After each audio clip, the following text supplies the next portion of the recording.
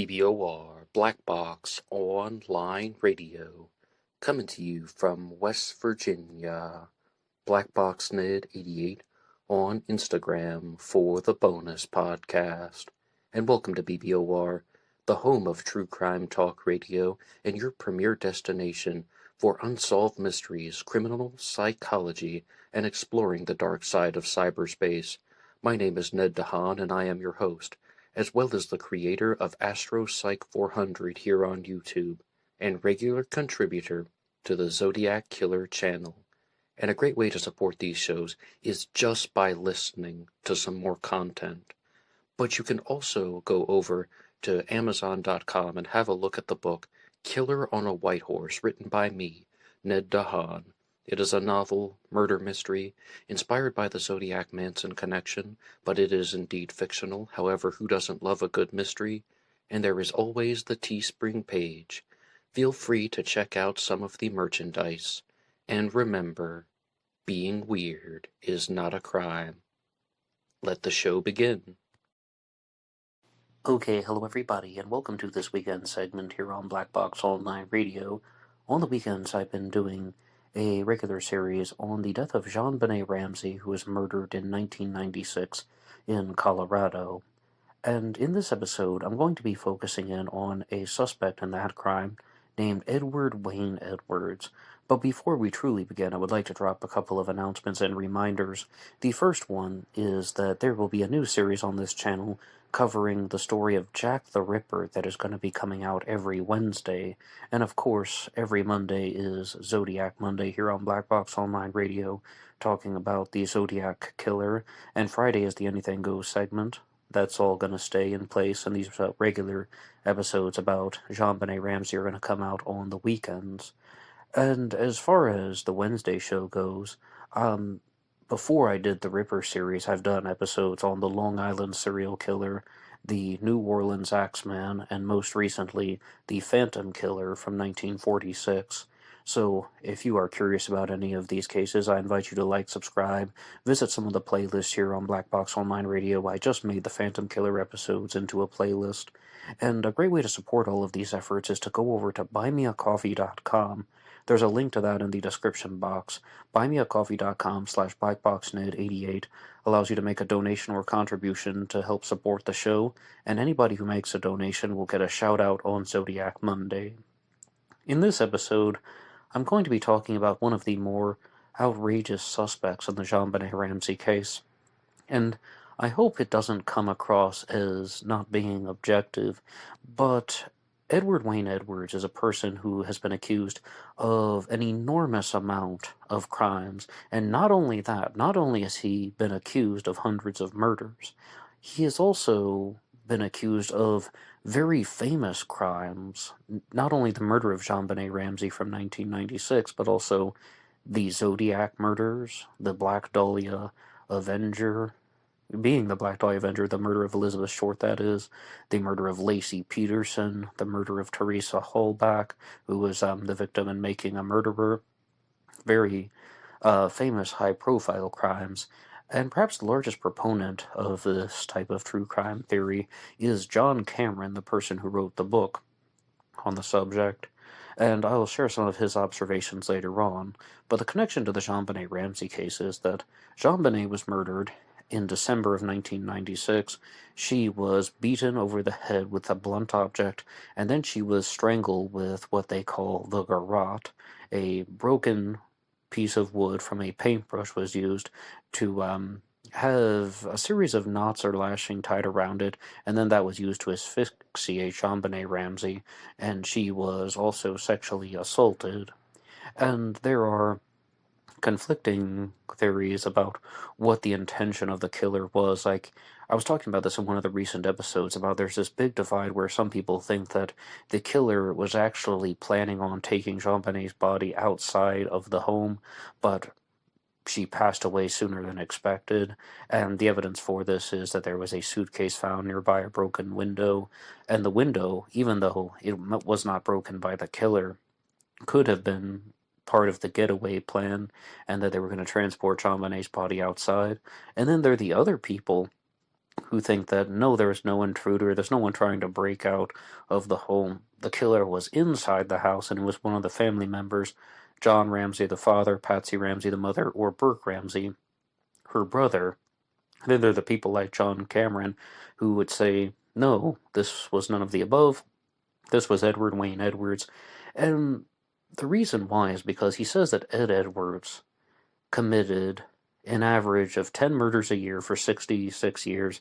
He does indeed accuse Ed Edwards of committing 660 murders. I am not exaggerating. He used that number on an episode of the Opperman Report. And to help us out, I'm going to go over to an article that was put out by People magazine that's called Was One Man Responsible for Killing JonBenet, the Black Dahlia, and More? And this was the only author attributed to this article is simply the People staff. So that gives you some insight. And it says, Edward Edwards murdered at least 5 people before he was caught, in part thanks to the work of his own daughter, but did he have other unknown victims? Edward Edwards was a thief turned family man, and he murdered at least 5 people before his daughter, April Blasio, helped reveal him as a serial killer. But did he have other victims? More provocatively, was he the one behind such notoriously unsolved crimes such as the slayings of the Zodiac Killer, the death of Elizabeth Short, known as the Black Dahlia, and JonBenet Ramsey, as well as the murders of Teresa Hallback and Lacey Peterson, whose convicted killers are already sitting in prison? Well, as far as the killers of Teresa Hallback, Teresa Hallback was murdered in 2005, and 2 people were convicted for her murder, Stephen Avery and Brendan Dassey, and not everyone believes that they are guilty. Let's just leave it at that and come back to that later. Elizabeth Short was a starlet who was found dead and drained of blood in Los Angeles in 1947 when Edward Edwards was 13 years old. I mean, that should give everybody some room for doubt. 6-year-old former pageant queen JonBenet Ramsey was found dead in the basement of her family's Colorado home in 1996. Teresa Hallback's 2005 death in Wisconsin is the subject of the Netflix docuseries Making a Murderer. Peterson was a pregnant California woman who was last seen alive in 2002, and her remains were found the following April. Okay, so why don't we go through these one by one? Firstly, the Zodiac Killer crimes. I, believe it or not, think there are some points in favor of Ed Edwards being the Zodiac Killer. And that's what I said when I was like, I hope this doesn't come across as some guy not being objective. The points in favor of Ed Edwards actually being the Zodiac are that, number 1, he was a real serial killer. Number 2, he targeted people, like couples, in cars, in these Lover's Lane type settings, and the Zodiac Killer targeted couples in cars and Lover's Lane type settings.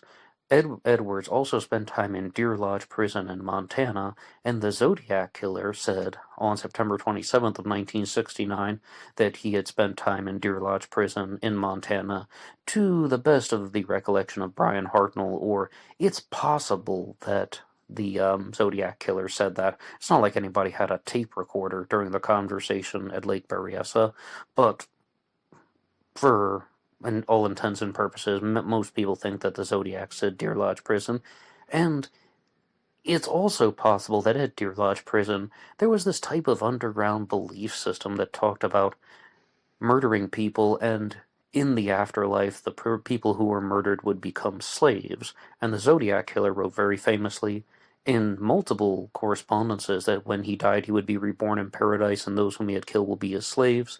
He said this in the 408 cipher as well as in the 340 cipher, saying that he had slaves and now had enough slaves for him in the afterlife, and in other letters saying that you will slow down my collecting of slaves. So the Zodiac talked about that a lot.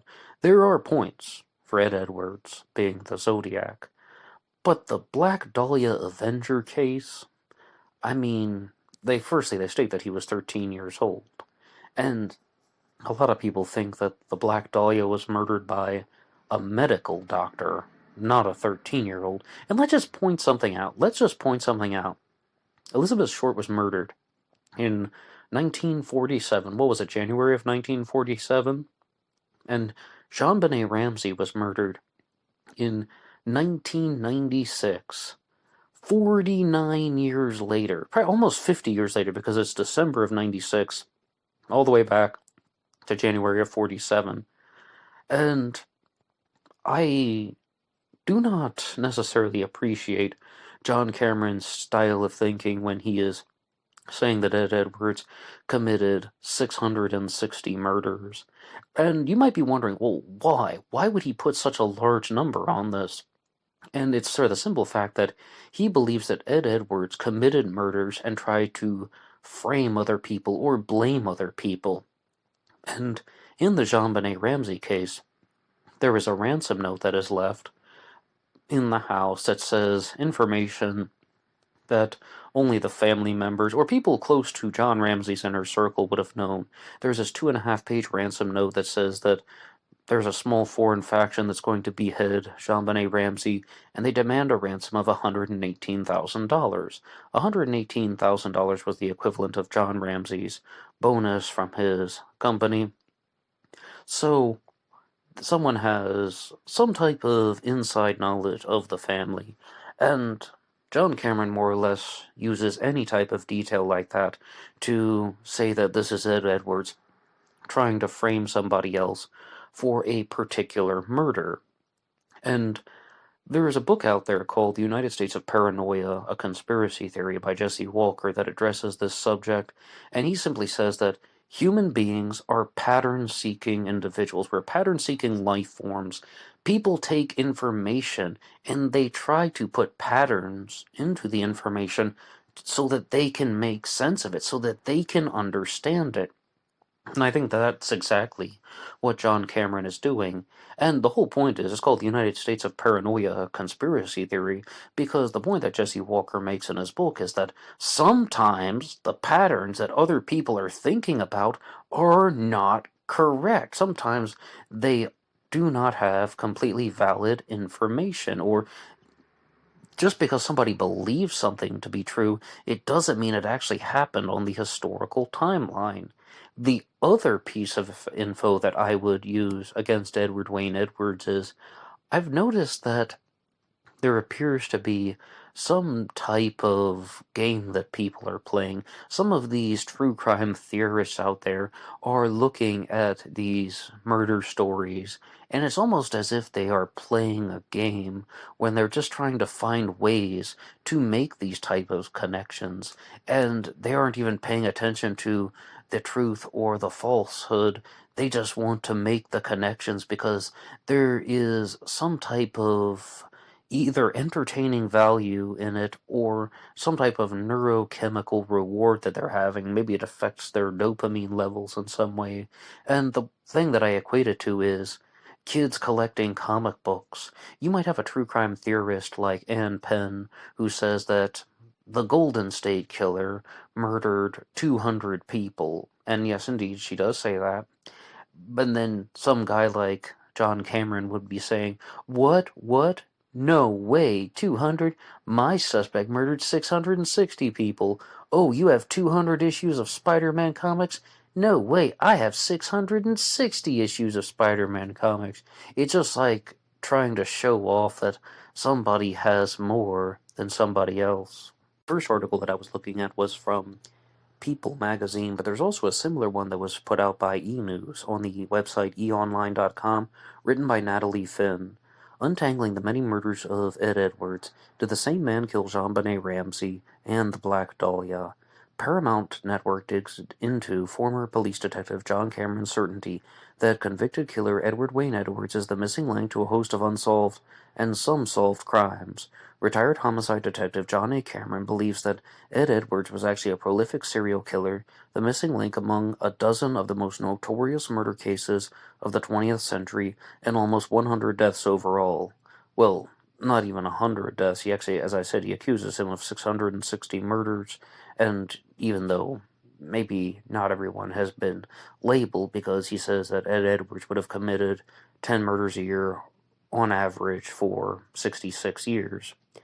But the first point, though, I would actually like to go back to is the story of making a murderer, and that is that Stephen Avery was convicted of the crime, and some people believe that he was innocent, but There's also a reporter in the Zodiac killer mystery named Paul Avery.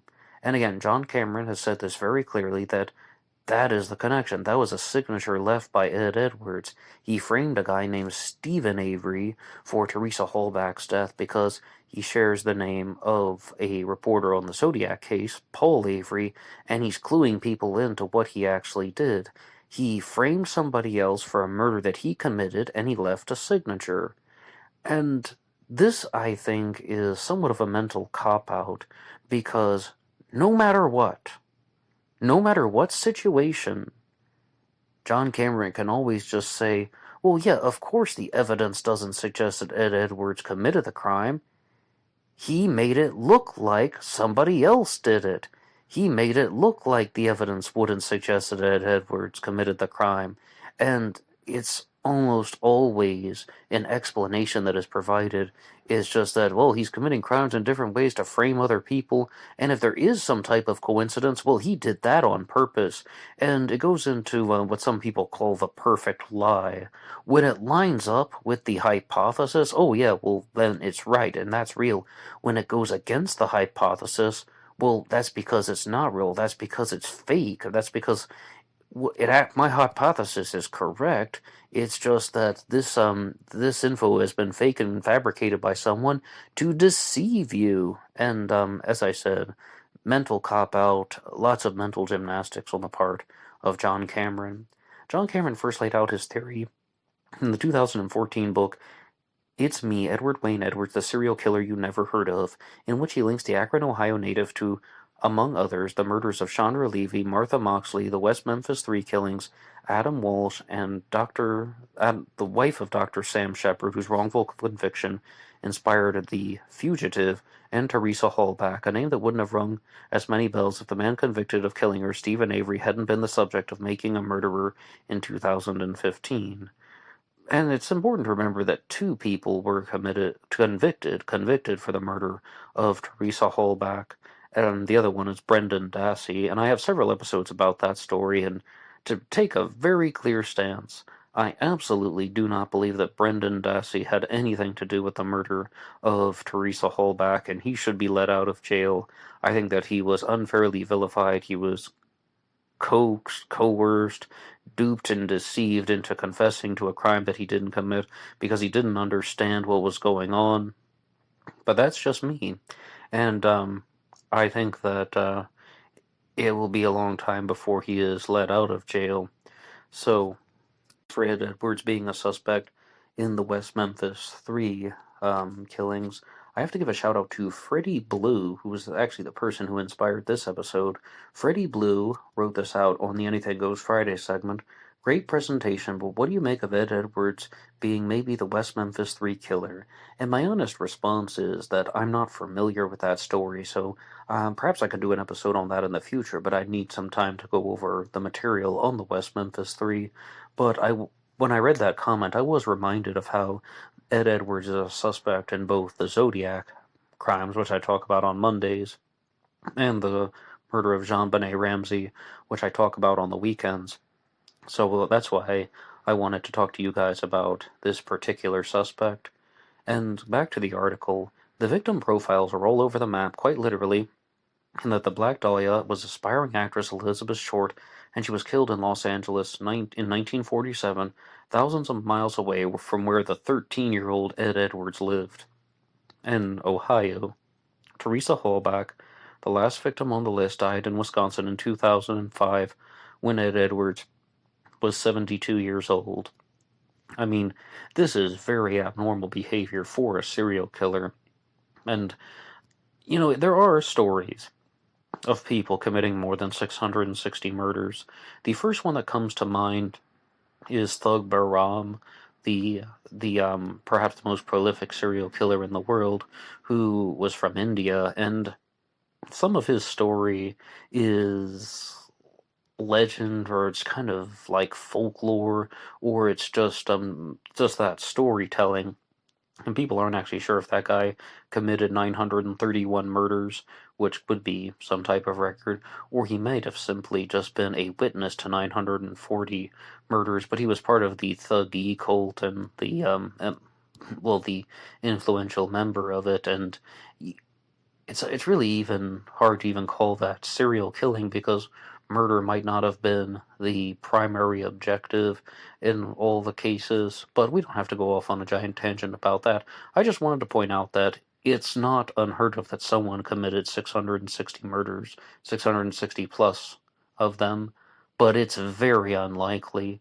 Most serial killers have a reign of terror or a period of activity that goes on for about 8 to 15 years, and it can start in their late teens or early 20s, and then it carries on into their late 30s or early 40s, and there's a decline in testosterone, and that drives them to stop killing. But then there are other examples of serial killers who start their periods of activity much later in life. An example of this would be Charles Albright, the eyeball killer, who started in his 50s. But I'd like to get back to the article. Cameron insists that Edwards himself laid out the framework for what became the ex-detective's life work in his 70s-era autobiography, Metamorphosis of a Criminal. In the book, Edwards encouraged readers, don't be a crime victim, be a crime stopper. He also wrote about meeting framed union leader Jimmy Hoffa, who disappeared without a trace in 1975, while they were both in prison in 1967. Well, we know what happened to Jimmy Hoffa. He ended up under the field at Giants Stadium, the hump near the goal line. This book was actually an answer to all the murders he had committed. Cameron said, holding up a copy of the 46-year-old book, and he appeared on the talk show Megyn Kelly Today. He placed all the names and the cities and the states that he would kill in and that he had killed in, and then he would tie all of his murders together after he published this book. And yes, even Megyn Kelly, though, expressed a certain amount of doubt in regards to Ed Edwards committing all of these crimes, and she made some of these comments when she interviewed Tom Colbert, the head of the Case Breakers, a group that has not only claimed to have solved the Zodiac mystery, but other crimes such as D.B. Cooper, and they're going to reveal some other things about true crime cases. Their Zodiac killer suspect is Gary Francis Post, and I did a direct response to Tom Colbert's appearance on Megyn Kelly's show. It was on her Sirius XM show, which you can hear on YouTube, both Megyn Kelly's episode and my response, and I invite you to listen to both if you're curious about Tom Colbert and Gary Post as a Zodiac suspect.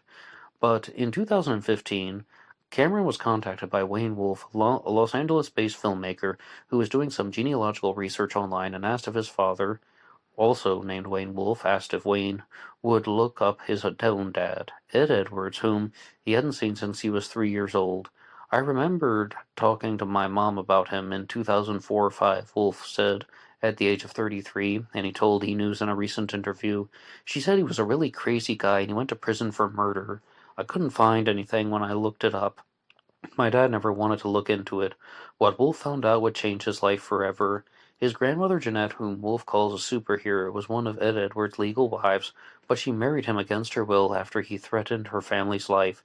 She divorced Ed Edwards when he went to prison in Montana and proceeded to expel any trace from him in her life.